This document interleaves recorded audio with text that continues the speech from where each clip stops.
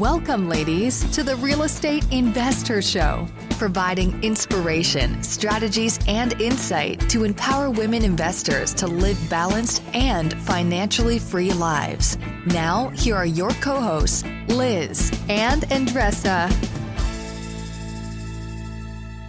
So in today's episode, ladies, we are pleased to share with you this interview we had with Irene Lambiris.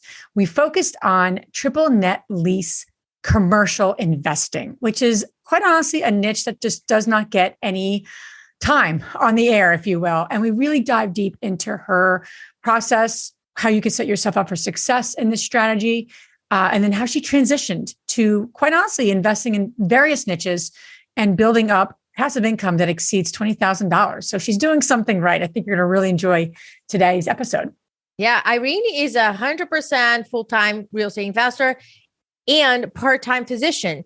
So she's offsetting her high earning income by investing. And what I like about her is that she has plan A, B, C, D, and like, oh shit. I love that about her, her mentality and how she deals with the circumstances that might change throughout the process.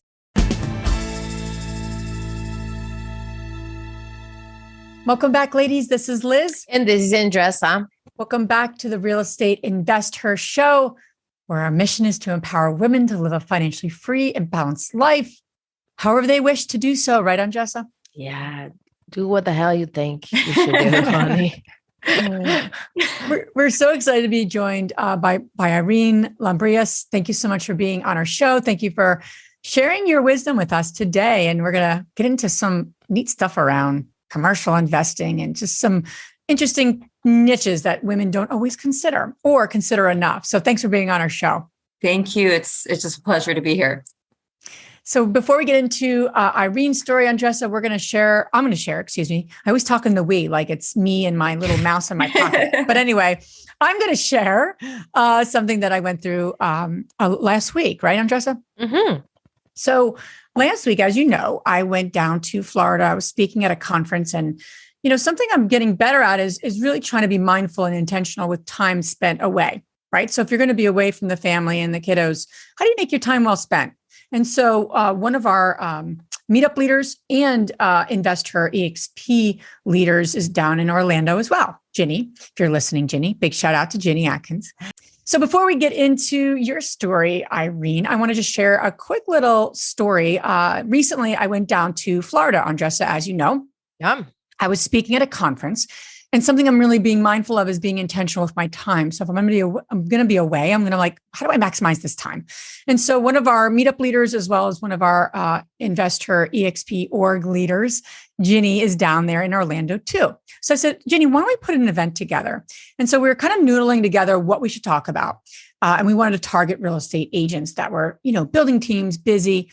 And something that comes up a lot is that real estate agents are amazing at serving other people, serving their clients, building their wealth, but in reality, they're not building their own wealth. And that's a problem. And that's why Andressa and I so passionately began an arm of our business serving agents through our investor EXP team.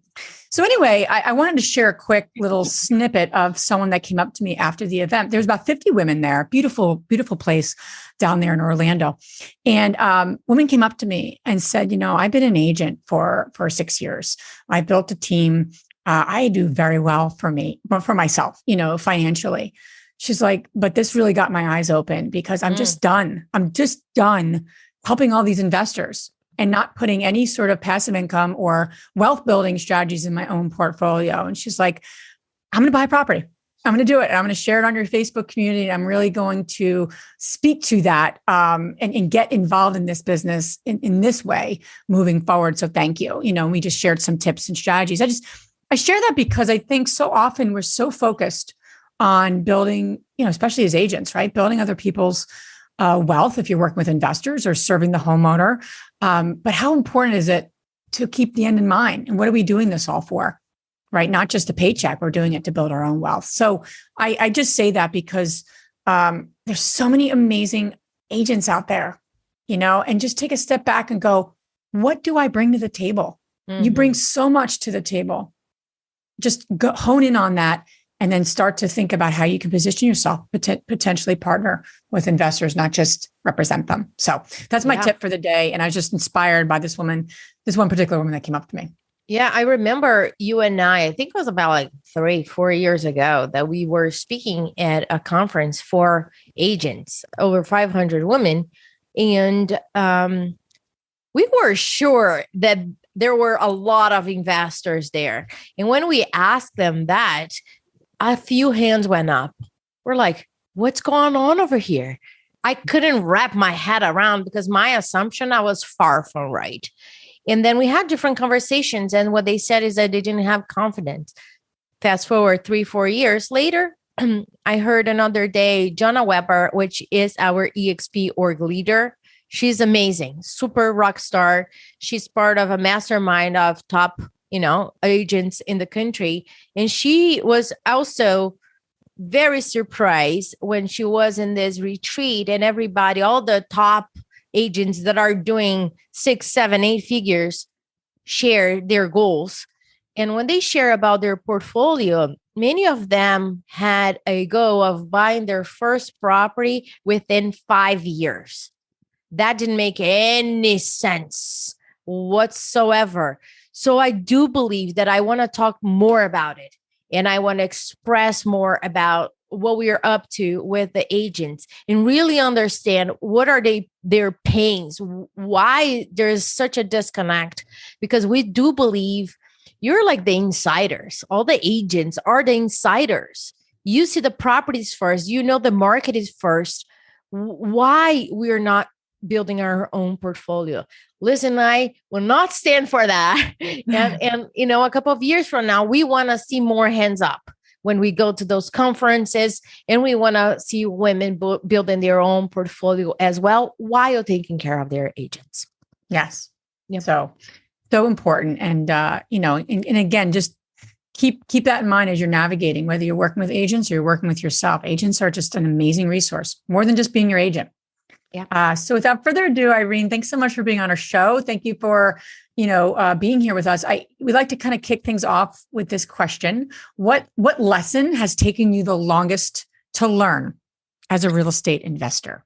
Okay. And also just to bounce off with the agents, I have a lot of friends who are agents, and I'm a real estate investor, but not an agent, and they get the commission representing themselves too. So that's a little bit of an extra advantage. And looking back on all those single family homes that I purchased, that's one of the lessons. I'm like, wow, I should have got my real estate license. I would have saved so much money with commissions, which I was glad to pay, but could have done that myself.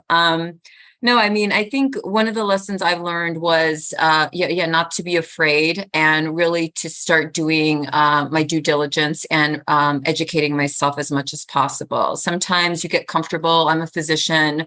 I'm still a part-time physician. So it's really, comfortable to work and get your paycheck and kind of not think about investing. But I transitioned after, during 2020, like so many of us had to.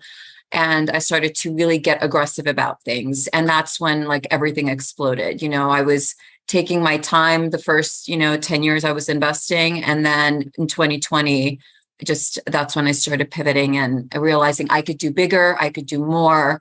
I just needed to get the right team. So that's awesome. And in this episode, we're going to talk about commercial real estate, and I'm very excited about it because we don't talk too much about it. Okay. And there's so much. I've worked with a developer here for a couple of years, and I'm so grateful for him and for all the knowledge that I just gained like osmosis by doing the construction and managing commercial buildings. And I loved it. Loved it. So based on your experience, Irene, many women that are listening right now, when they hear commercial, they're like, oh, they get a little, right on their stomach. So based on your experience, is there a path, meaning, you should start with residential and then you go to multifamily and then you go to commercial, or there's not such a thing? You would encourage, based on what you have seen and your current experience with commercial, that it's a possibility that people are not considering right now, and they don't need to follow specific path? I think that just depends on the person, right? How much liquidity they have, meaning how much cash they have available, what their, credit is like. I think the biggest difference between residential and commercial is that in commercial, the banks look at the person that is renting the building from you. They're looking at that person or that company's financials. But in residential, when you're buying single family homes or fourplexes or, sixplexes, they're really looking at your financials. So there might be actually a lower barrier of entry in commercial if you're doing like what I was doing, which was triple net investing, which I'm sure we'll talk about in a bit. But I started, and I have to say, I started with single family homes. My parents were Greek immigrants, and, my inspiration, they started with like duplexes, mother daughters, and then small apartment buildings. We never really lived in a home that wasn't either a duplex or in an apartment building or something like that. So I think for people who are just starting, who maybe have limited resources, instead of buying a single family home, buy a duplex, rent part of it, have your family live in the other part of it. And then after 2 years, start buying another one the next year and plan on leaving that property after 2 years. I call it the slow flip. You leave that property 2 years, you live in your other duplex or fourplex or whatever you buy, and then rent out the entire duplex. And then within 5 years, you can sell that original investment and you don't pay any capital gains on that because you lived in it for 2 years. It's a tax law. Currently, it's still a viable tax law. It's something that will help propel you to get enough liquidity. So maybe in 5-6 years, if you don't have it starting, you'll have enough to buy maybe your first commercial property. And at the end of the day, it's really whatever makes the most economic sense. So if you're cash flowing, if your return on investment with your single family homes is double digits, 10, 15, 20, 30, 40%, because the bank's like, hey, zero money down, interest rates 2%, you got to go for it. But if the net, commercial property is making like 7, 8, 9, 10, 11%, and you have really no responsibility and you have the liquidity, it might be better because there's a lot less headaches with triple net investing in some commercial assets, instead of the single family home. So I hope that helps answer the question. Yeah, let's talk about your first commercial investment. So you did this strategy where, what was that term again? Not living. I called it the slow flip. The slow flip. I'm like, that's clever. I've never heard that before. I like that. I was going to say live and flip, but slow flip totally makes sense. So you did that. And then how much liquidity did you have to purchase your first commercial building? And what was that building? So I started, as you know, after med school, like I put myself through school, I paid for my own university, college and all that. So I started with maybe like a net worth of zero, maybe a little less than zero, I guess, if you're talking about the med school loans. But I, because I was doing this, like, living in a place, renting it, duplexes, all that stuff, within, 5 years, I had amassed probably over $1 million, in liquidity. And my net worth was probably around, a little, maybe 2 million or something like that. I don't remember, the net worth, but I had like $1 million in cash. And I went to I'm going to just like a stockbroker or like a UBS broker. And I'm like, hey, I made it. I'm a millionaire. I don't have any school loan anymore. Let's do this, make me 10,000 a month, with stocks. And the man's like, maybe in 10 years, like you don't have enough or what it takes. I'm like, wow, I was shocked because I thought, I made it. I have $1 million. Like that's the goal. Right. So I said, well, that's, 10 years, that's not gonna, I'm not going to take that. That's not the answer I want. So I'm going to look for another way. And that's when I started looking at triple net properties. And during the time in 2020 and 2021, with the $1 million, you can purchase like properties like between, 1.2, maybe 2, depending on the property. So I got connected with an amazing broker.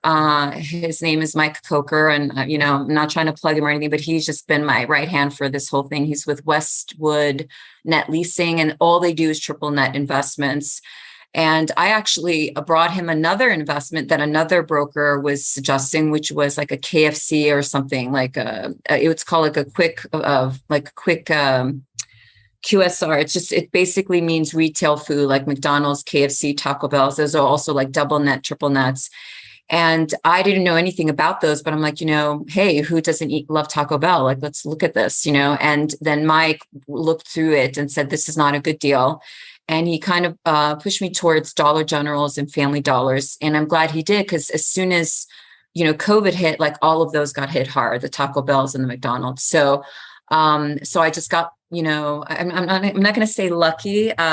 I was at a John Legend concert like the other night with my husband and some friends, and John Legend said something really inspirational. He said, luck is just when opportunity meets preparation. And I thought, wow, that is so insightful. And then he shook my hand. So I was really happy after the concert. But I had the opportunity, and I was prepared with the liquidity, and I had the right team, which was my broker, who pointed me in the right direction. And then the numbers made sense. So I brought my ability to, look at the numbers and see if they make sense. And then I had my team look at what asset I should purchase. And then if it made sense, I purchased it.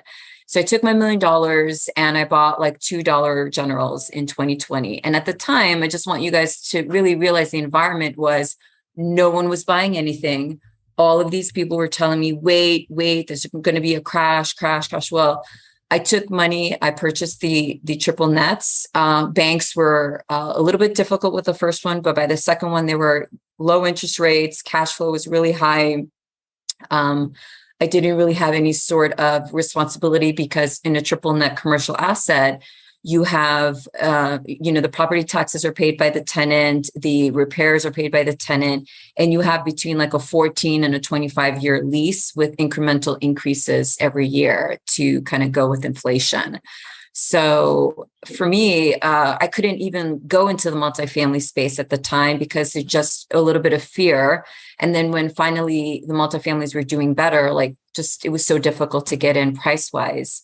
So I got more for my money, buying these two commercial assets. So, they do require a little bit more money down than 20%. So most commercial assets are requiring like 30%. And you have to find a bank that lends. So you want to go for like a big bank. And if you can't find a big bank that lends, like Wells Fargo or Chase, or, then you look at credit unions. So it just really depends on the bank as well. Well, I have a lot of questions. Okay. Love it. I love that. But let me take a step back, right? Let's break it down.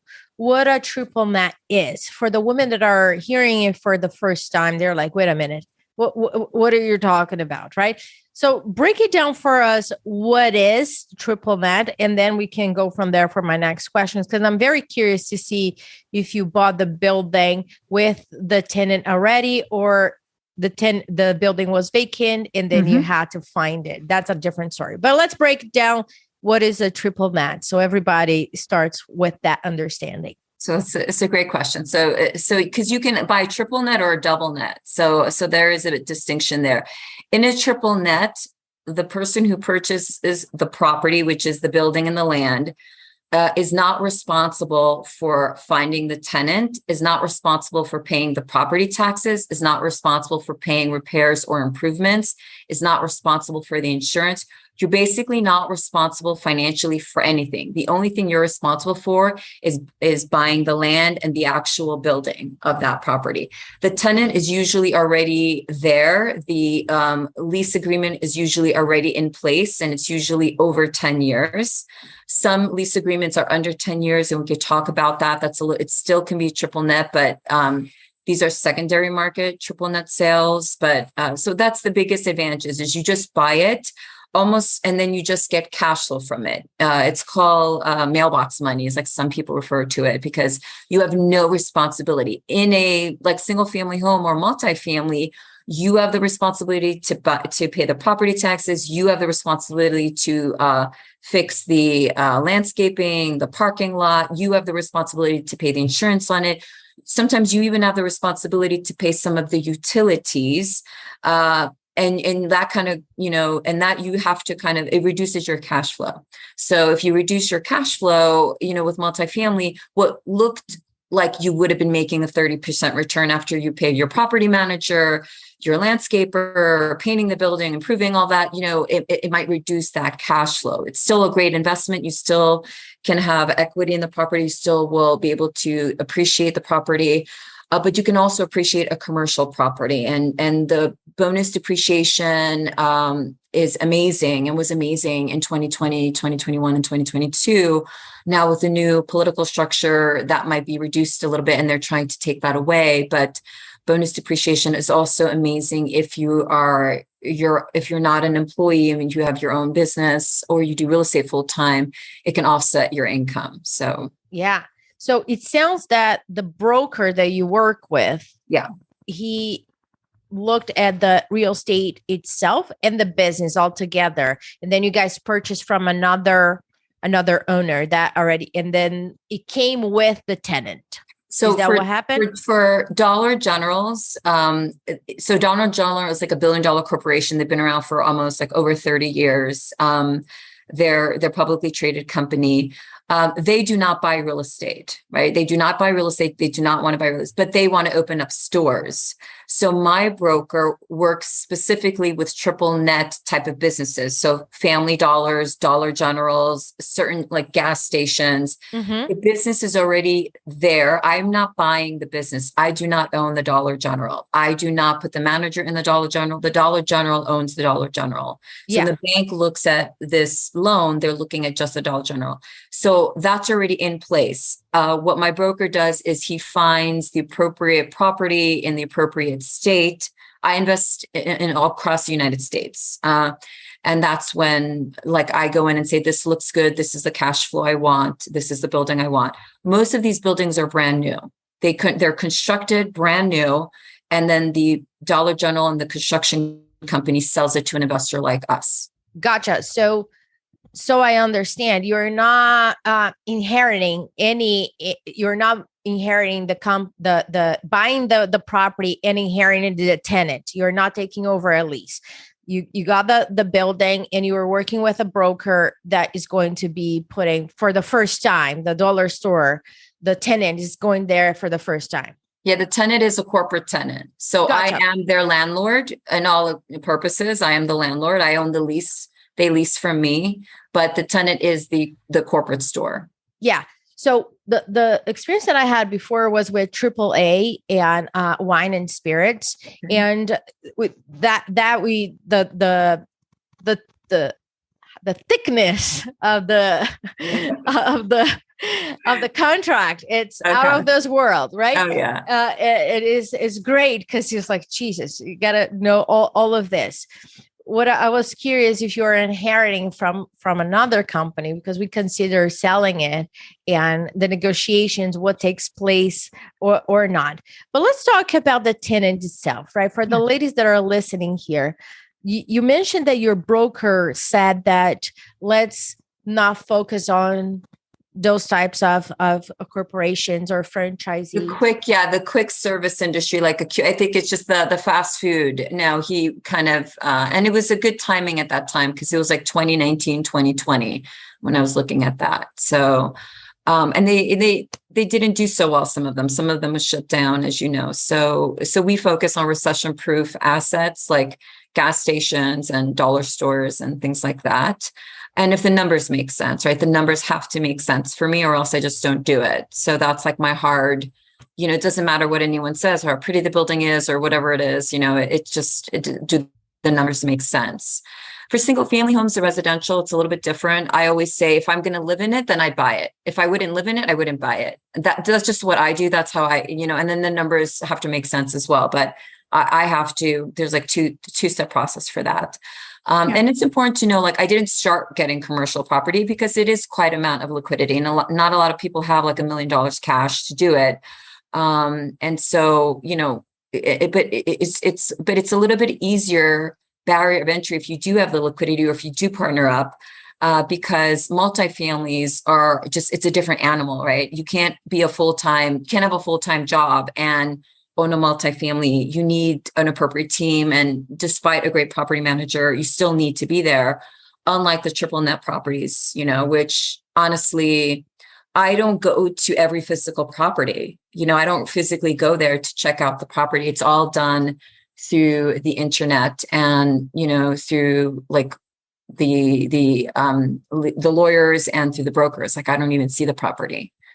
So. Yeah. And I love what you're saying too, because I think we're always talking about, observing the masses and doing the opposite. Not that there's no investors out there investing in what, triple net lease buildings, but it certainly doesn't get talked about as much as multifamily, and multifamily is swarming, right, with people, especially after COVID. It's overcrowded, right? Beyond just the people that were involved before COVID. Now you have all types of institutional money that's throwing money at multifamily. So, question for you: so your first deal in terms of liquidity. Let's talk about what the numbers look like. I'd love to drill down like specifics. Yeah. So the new, the building comes up for sale. Your broker presents you with the building. What was that? What did that look like in terms of sale of the building? What you put down, all the pieces. Yeah, so it's a brand new building that Dollar General constructed on, like, usually it's on 2 acres of land. So it's like between 1.5 to 2 acres of land, and then the building itself is like around between 2,000 and 4,000 square feet.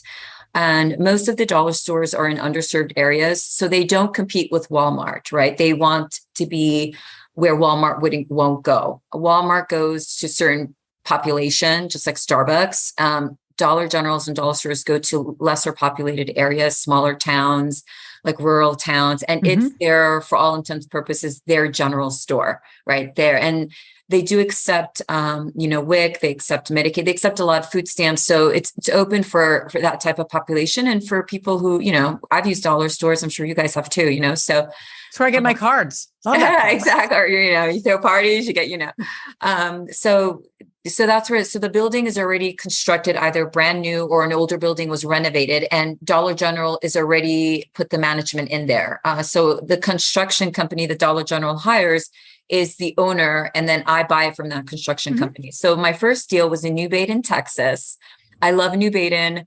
I was so sad to sell it. I knew the governor, I knew the real estate. I mean, they all knew me because it was such a small town, and they loved the Dollar General store there. But I sold it because that's another strategy we can talk about later, is knowing when to sell to catapult your equity to buy another property that earns you more cash flow. So even though I'm a buy and hold investor, if I see that my property made enough equity, which it did between 2020 and 2023 or 2022, then I will leverage that and 1031 exchange it into something that makes me more cash flow. It was sad. It's always sad to sell property, but so New Baden, Texas, it was about $1.2 million. I put 30% down, and my interest rate on that was about 3.6%. And so it was a great interest rate at the time. And it was a credit union, Randolph Brooks, that gave me the loan on that property, because I was going to be working with Wells Fargo, but it was just when 2020 happened. We had the deal set. It was an amazing amortization was 20 years. There was no penalty if I sold it early. It's usually these things are ARMs. So even though it's like a 10-year ARM, it's a 20-year amortization. So your monthly mortgage is low. And I'm not afraid of ARMs, not in single family homes and not in commercial properties, if they're long enough. So any ARM, I like it between 7 and 10 years, because by that time you're either selling the property or you have enough equity to refinance it or whatever you want to do. So 20-year amort, 10-year ARM, around 3.5% interest rate, 30% down. And I purchased the $1.2 million property, and it was cash flowing just shy of $3,000 a month. So my return on investment for that property was a little lower. It was around 8% cash on cash return. But I used the bonus depreciation, and I 75% of what I put down, 75% of that 30% was applied as a tax deduction for my income for that year.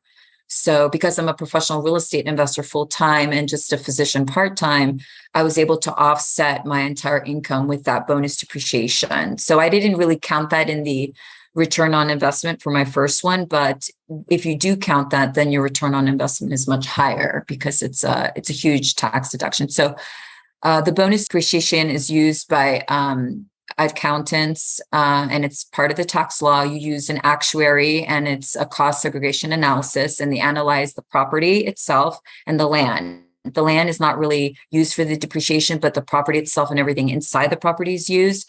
And for commercial properties, it's a lot more than single family homes or smaller multifamilies. And just to follow up on that particular sale, when you sold the property, what did it sell for?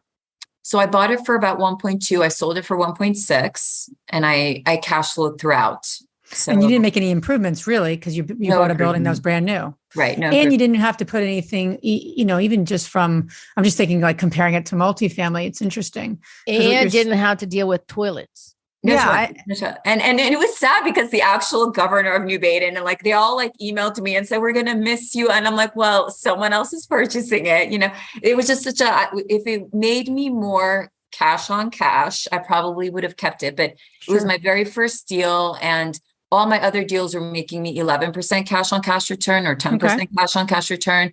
And it went up so much in value because no one wanted to buy these assets before COVID, right? Most people who buy triple net properties are big insurance companies, people who need the steady cash flow, because multifamilies were making so much more money, right? The cash flow on multifamilies, you can buy a building or even the mobile home parks.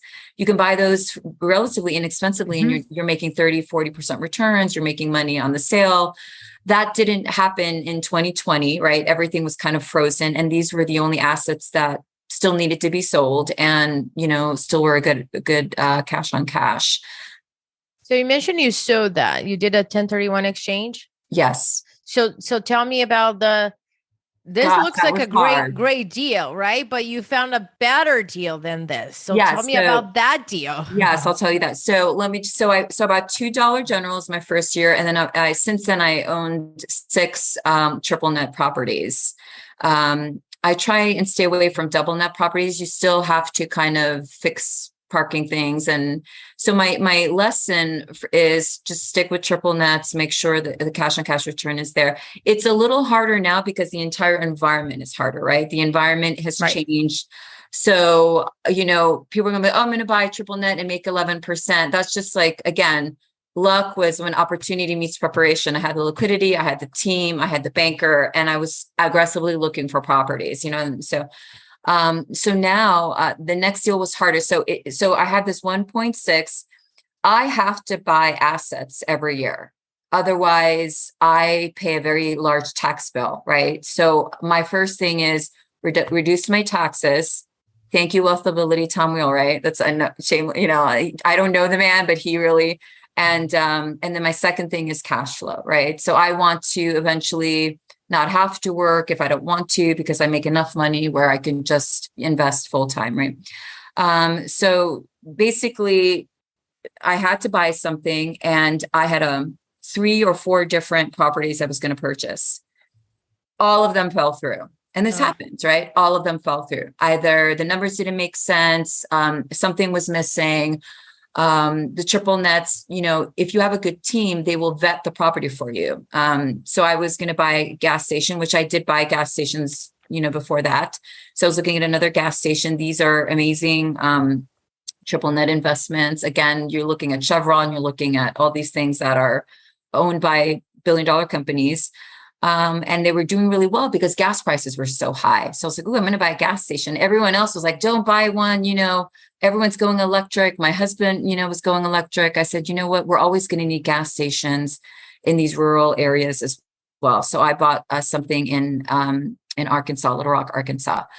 So I was looking for another gas station, and then with gas stations, you have to really, it's environmental. So you have to really look into that. And that didn't, that fell through because the environmental wasn't what I wanted. And then I was looking at like another triple net, but the cap rates were not there. So the cash flow is not there. So I actually 1031 exchanged into a syndication.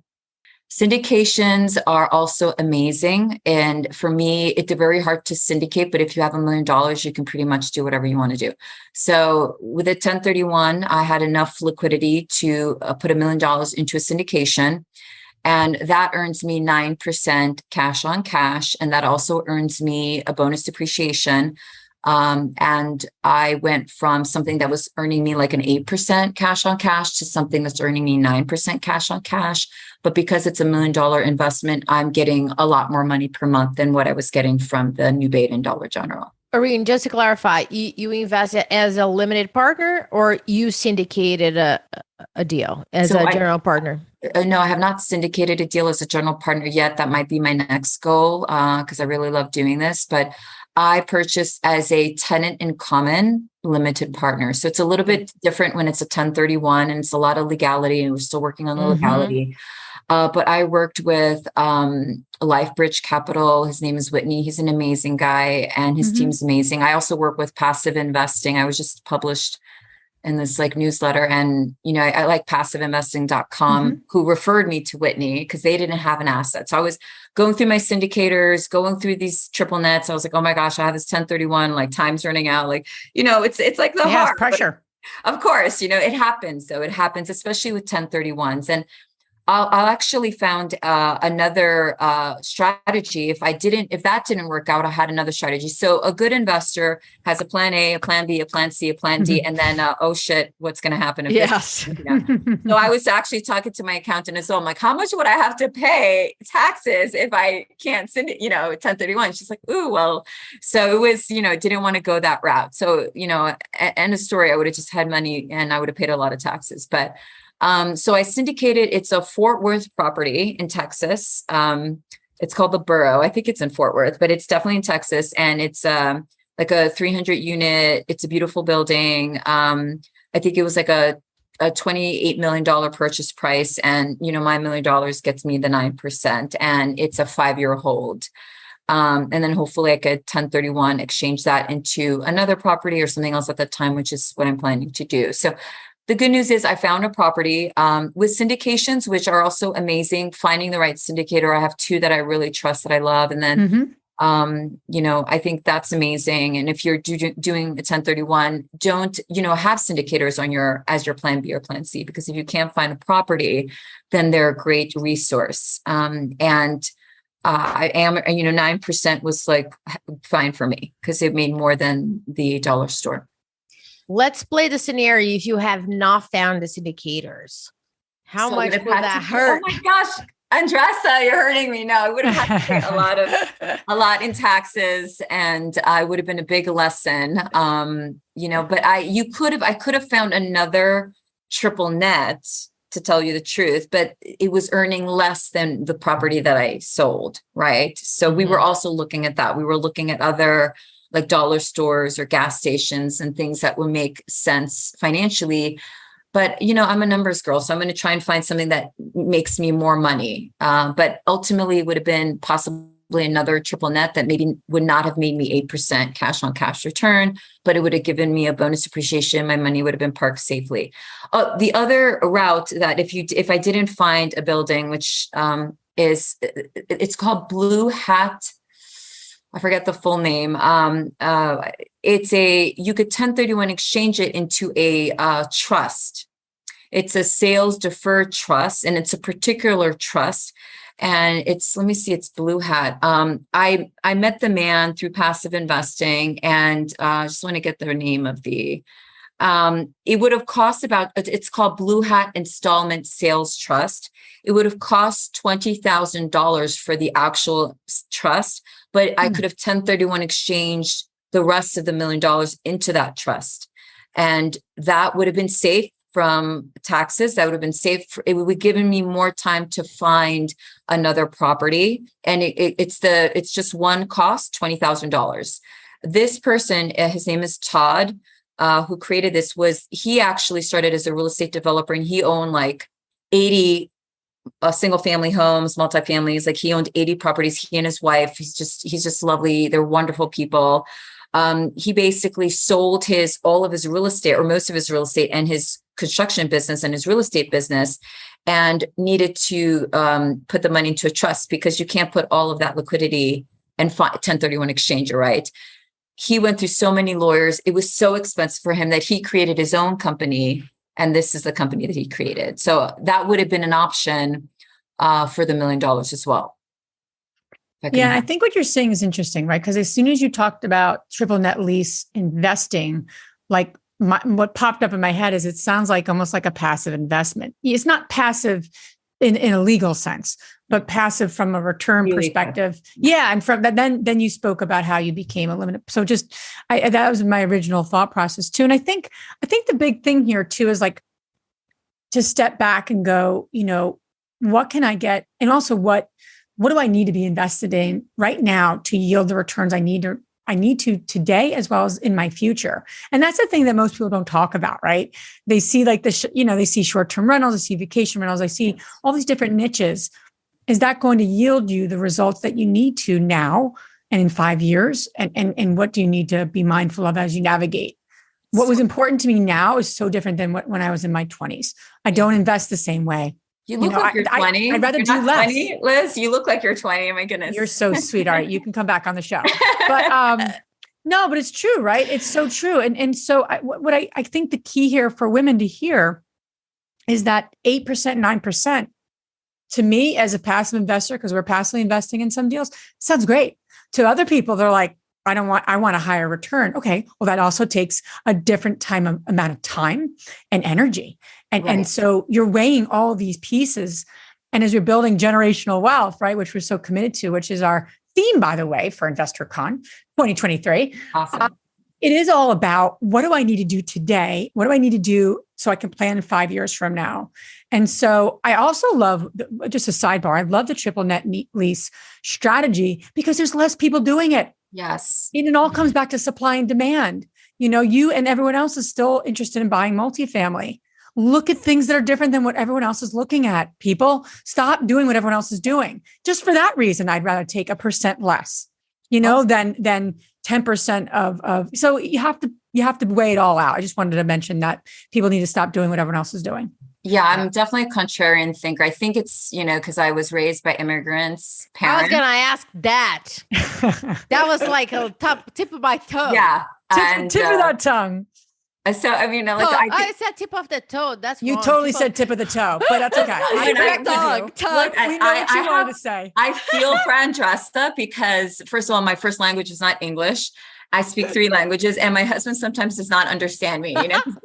He's like, "What language are you speaking in now?" I'm like, "Oh my god." So no, but like just for people who also want to make returns, like I'm saying 8 to 11%, right? That's like the range between these syndicators and all of this. And yes, 10 years ago, you could syndicate and make 15, percent, and you can buy a property. So times are changing, but the tax advantages, if you are a independent contractor, 1099, like a business owner, or you're doing real estate, like your real estate agents that you were talking about earlier, oh my God, like all of the money they make through their real estate company, they can definitely offset from this bonus depreciation. So if you're looking at that, then it's way more than 8%. You're putting a lot more money in your pocket. But if you do want cash flow, Andressa mentioned something earlier about how she's doing stuff with like contractors and developers, and you can hard money loan to these contractors who are building these buildings. Whole other strategy. I hard money loan, and I'm making, and I'm, and I have an amazing person, and we're going to be investing together. I'm hard money lending on Colorado for like these homes he's building for Darryl Horton. And in the next 18 months, he's going to be paying me between 12 and 18%. Right. Ooh. So the Good more for you. Yeah. So I'm like, good for you want cash flow and you want to be aggressive and you don't mind risk, then you hard money lend to these. And this guy's amazing. And I just have so many resources. So, and, I know in the end, you guys can email me and I can share these, but these are guys that I trust, guys that I vet. And I think what women have to also realize how we're different than men is that we have this spidey sense. I don't know if Andressa, you get that terminology because Spider-Man had this, we have this women's intuition. And sometimes we're like, yeah, the guy seems great, but for some reason, I don't trust it or I don't like the deal. Like I have not sold properties. Like I have a beautiful cabin I'm in right now and I haven't sold it. I was supposed to sell it because I didn't have a good feeling.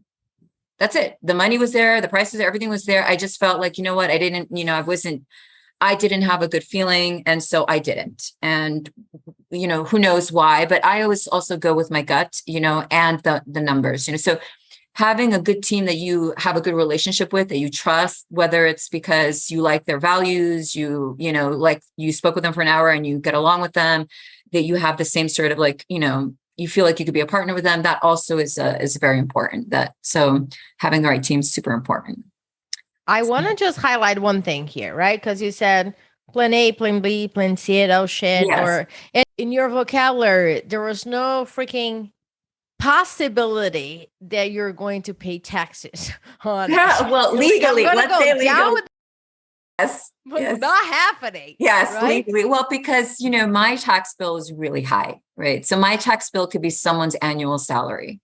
I remember the first time, and I have paid taxes. I'm not like never paid taxes, but I remember the first time I became an independent contractor as a doctor, and a lot of like doctors, lawyers can share my pain. I was not I was an independent contractor.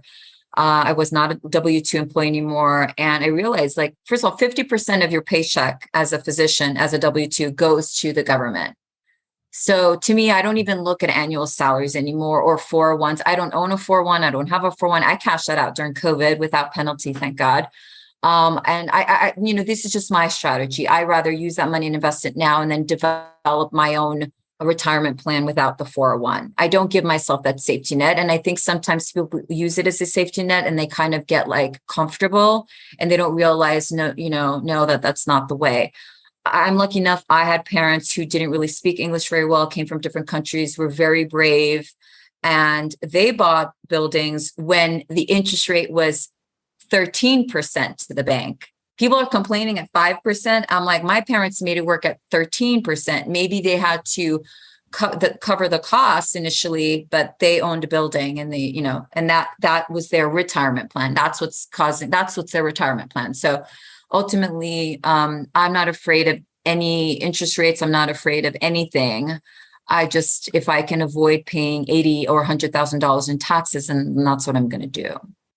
And just, in terms of your own experience, having gone through a number of these triple net lease, opportunities, what are a few like beginning steps? We always like to kind of break things down, especially for women who are investors, right? They're savvy investors. They just never maybe delved into this particular niche to the level you have. What are a few next steps that they can take? Yeah. This is something that they're like, what are some, just your first few steps? How'd you do it? If you had to do it again, these would have been your first literally 3 steps to kind of cut through the noise and not stumble through the process, right? Okay. So the first step was it was a Bigger Pockets article, and it was an author who just dealt with triple nets. So do your research, educate yourself on triple nets. Don't take my word for it, but listening to a podcast is great. It opens up your eyes. It's listen to podcasts. Bigger Pockets has an amazing triple net section. You can look at that article and then really figure out how to work the financials for triple net investing. Cap rates is different than cash on cash returns. It's different than bonus depreciation, cost segregation analyses, and find out, okay, so it's $10,000, maybe $5,000 you pay for cost segregation analysis. The cap rates are now maybe 6%. What's your cash on cash? What is the bank requiring? And figure out where you want to go. Now, I don't really do I think it's QSR, quick service restaurants, because I avoid food, just in general. And so figure out what you want to do. And then the second step is hire the right broker. Do not go on LoopNet, because there's so many on LoopNet, and think that you'll have the experience and the knowledge to really figure out which one is good and which one isn't, because you really need an educated broker. And I'm lucky with mine, and I can share that resource, who acts on your behalf, protects you, and kind of goes through the deal and goes through why it would be good versus the 100 other triple nets that are out there. So there's a lot out there to pick from. They are lower in returns now, but if you have the liquidity and you want to park your money safely, it's still a good investment. And then the third step is, work with banks and get your goals in order, right? You have to be prepared. So make sure you have the liquidity, make sure you have your financial documents ready, make sure you maybe have some relationship with banks. My broker actually introduces me to different bankers that he works with. So he kind of does all the legwork for me, and I just kind of give him the money, and then we buy the building. I buy the building and then he helps me. So having doing your due diligence, getting educated, getting the right team, and then being prepared with the liquidity and the financing is really important. And in general, I'm a planner. I don't know how you guys are, but I feel like, plan A, plan B, plan C, oh shit, plan. That's just me. I plan the first year, third year, fifth year, 10th year. I have a 20-year, like where I'm going to be, how much money I'm going to be making, where I'm going to be retired. Like I can visually see it. I have like, and so and I do my own financial budgeting. I think it's very important. I have an amazing spreadsheet that I use that's savable, that's changeable. So every few months, I look into what I'm doing, how much money I'm making, what I need to cash flow. And then, I know my net worth now. I know, and I didn't know that starting in 2020. Like I know what my net worth will be in 5 years. I know what my net worth will be in 20 years. And so it's kind of motivating, and you make the right decisions that way as well. So maybe the lower triple net investing is not going to work for someone who does not pay a lot of taxes, but maybe the hard money lending to a real estate developer for the next 18 months is going to be something that they want, because all they want is cash flow, right? So there's different investments you can do for that. Or they want to buy single family homes because they're thinking about generational wealth and they want to have, 10 homes and they want to sell it and then buy a big multifamily, so it just depends on the person, the woman, where she's at and what she wants to do, or man, or what they want to do. That's great. That's great. Irene, it's speaking our love language, in that there's no one way, right? It's multiple ways. And I think what you've opened our eyes to is that, to find a niche that's less crowded and to, put those first few steps in place and navigate it with people smarter than you, you know, and women are good at that. They are. If we just get out of our own way and stop being solopreneurs, which, and Jess and I are so committed to, we can't figure it out all ourselves. So, right. Irene, this has been so great. Where can the ladies listening learn more about you? You guys can email me at healthandwealthmd@gmail.com. It's healthandwealthmd@gmail.com. I have an Instagram, that same tag. So, please feel free to email me if you guys have any questions. I'd be more than happy to answer. Awesome. And all this information is going to be on our show notes. Now we're going to transition to our fabulous 3 questions, and we're going to change things, Liz. Okay. We're going to change things. I love change. Instead of asking change. What's the most transformational book you ever heard? We're going to change to, Irene, what are the resources, any books, podcasts, or anything related to the theme of this podcast you would recommend? I'm a podcast junkie. I'm like addicted to podcasts, and I listen to them on 1.5 speed. I don't know if anyone else does that, because I can't yes. So, Rich Dad, I love Kiyosaki. You guys had Mrs. Kiyosaki on, which she's like one of my, if I can meet her, we'll play golf, we'll just hang out. She's so amazing. She plays pickleball. We should do it. Oh, yes, we'll do it. Yeah. No, so Rich Dad podcast is great. I listen to you guys, obviously. I listen to The White Coat Investor, which he does a little bit more stocks. I listen to Passive MD podcast, who does a little bit more real estate. I just was on Buck Joffrey's podcast. He's got the Wealth Formula, and he's amazing. He was a former brain surgeon and then became a real estate investor. So talk about smart. These are a few of the podcasts that I listen to, and just so much more, and so, that's basically what I listen to. Awesome. And now we're going to talk about your what the stuff that you do behind the scene, right? What's the most powerful routine that you do to create a financially free and balanced life? Oh my gosh, balance is hard. Whatever balance means to you, by the way.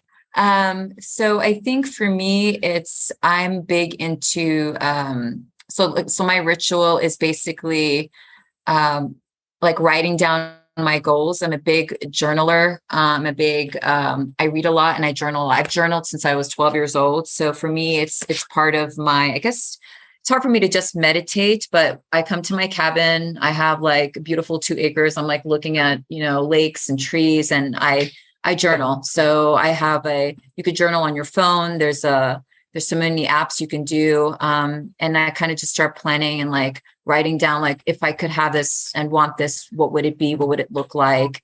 And surprisingly enough, that really helps kind of ease my mind and, gives me some sort of sense of control of my future.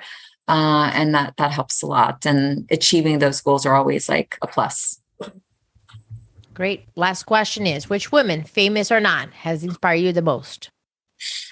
This is tough. And this is a question I was thinking about when I started listening to you guys. I'm like, what woman would I put? I mean, I would just say, there's been so many women, right, in my life that acted as mentors, whether they thought so or not. I mean, I know everyone says mom, very true, of course, but there's just so many like physician mentors, teachers, like any woman who is giving it her all and teaching and shaping lives, whether they're physician like my attendings or my mom or the moms out there, or people writing books, or people on podcasts, or people on Instagram who are sharing their wisdom.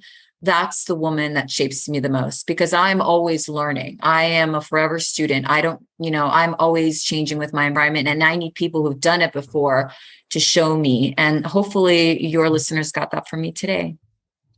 Absolutely. Irene, thank you so much for being on our show. We appreciate your time and appreciate you sharing all your nuggets of wisdom and support for the women listening. So thank you. Thank you so much. Have a good one. Thank you, Irene. If you enjoyed this podcast and want to receive updates on our next interviews, go to our website, therealestateinvestor.com. There, you can subscribe to our show, become part of our investor community, and get updates on upcoming episodes. If you like our show, please share it with other women who would benefit. And don't forget to leave us a rating on iTunes. We'd really appreciate it.